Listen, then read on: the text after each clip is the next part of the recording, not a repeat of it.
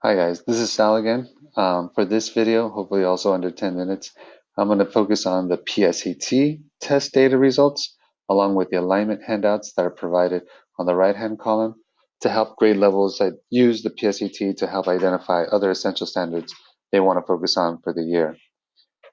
Before I begin looking at PSAT scores and some of the alignment handouts, I do want to reference again at the bottom that there is an example of a completed handout. This is what it would look like once your grade level has decided that they would like to focus on these standards. You have the categories at the bottom: reading literature, reading informational text, writing, speaking, listening, and language. And then you can see that I've identified or highlighted the particular standard that I want to focus on, and then made a brief note for myself on the side as to where, what information or what data I received or analyzed that helped me kind of whittle down all the way to this specific standard. You have every grade level has a standard they can focus on, or sorry, a handout they can use. I'm going to open the junior handout because I'm going to be using that example for the PSAT. And when you open that handout,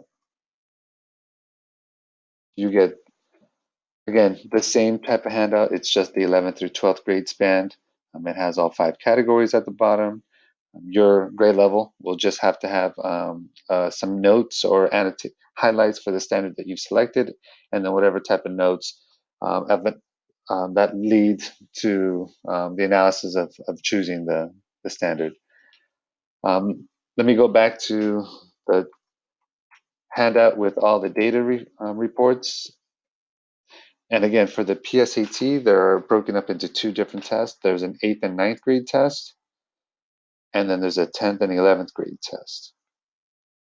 On this, the markings that show R21 and WL22, those are the targets for the reading and the targets for the writing and language standards. Students should be aiming to get 21 or above, or 22 and above at the written and language.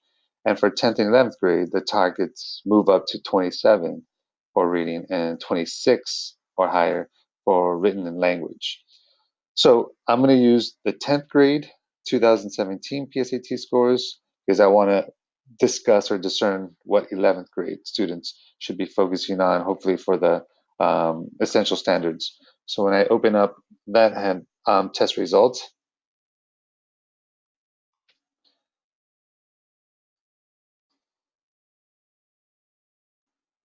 I get this handout.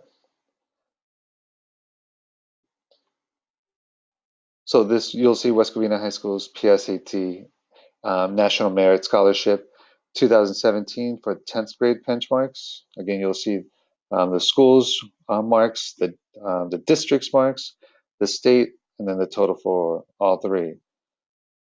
When you scroll down, you see there are 2 tests the PSAT assesses on. It's evidence-based reading and writing and math. But then those subjects get broken down even further. Evidence-based reading and writing is broken up into a reading section and a written and language section. And these are the scores that primarily want to focus on. So in reading, they received 22 as a mean, and writing and language, they also received 22. Now, if I go back to the data analysis handout, at 10th grade or 11th grade, the target for students is to be at a 27 for reading and 26 for writing and language. And you can see that students scored well below that average. Because the SAT and the PSAT existed long before Common Core standards were established, what they were using, and you'll see a handout, are groups of standards here in this means subscore at the bottom. Command of evidence, words and context, expression of ideas, and standards of English conventions. So instead of saying reading informational text or writing or speaking and listening, they have these categories that they use. And again, the mean score that our students received were 7 out of a 15 possible. So if I go back to this handout, there are 2 handouts that I'm really going to focus on. One is the reading standards that my students scored, which would be at a 22. or the writing and language standards that my students scored, which is also out of 22. The other handout I do want to focus on is the PSAT National Merit Scholarship ELA alignment standards. So the College Board did go back and try to identify the Common Core standards it most closely aligns to with its test questions. So if I open up this handout,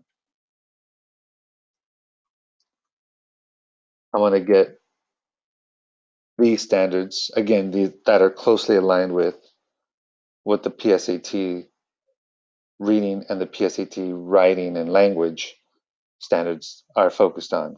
Again, at the bottom, you'll see the PSAT categories: expression of ideas, words in context, English conventions, command of evidence, and just for fun, they added additional reading and writing standards that are also embedded in the test. Now, you can go through these standards and kind of discern, well, our students scored 7 on all of these categories. We're going to pick the best ones that are going to kind of help promote or push them to the next level when they take the test again as juniors.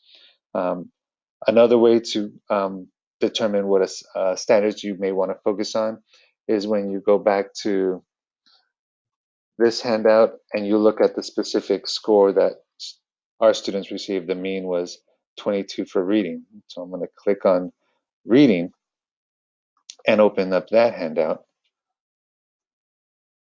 and you'll get this sheet.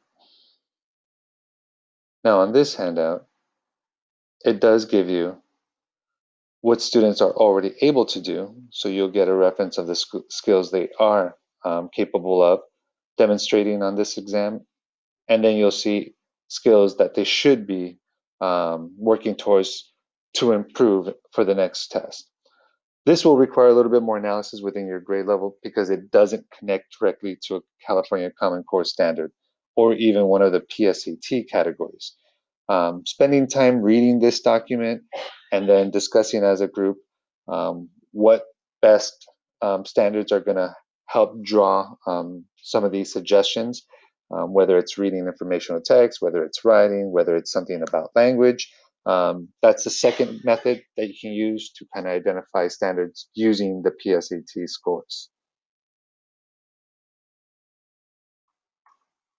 So again, you have the PSAT scores from 2017 for West Covina students, as well as from the 8th grade middle schools.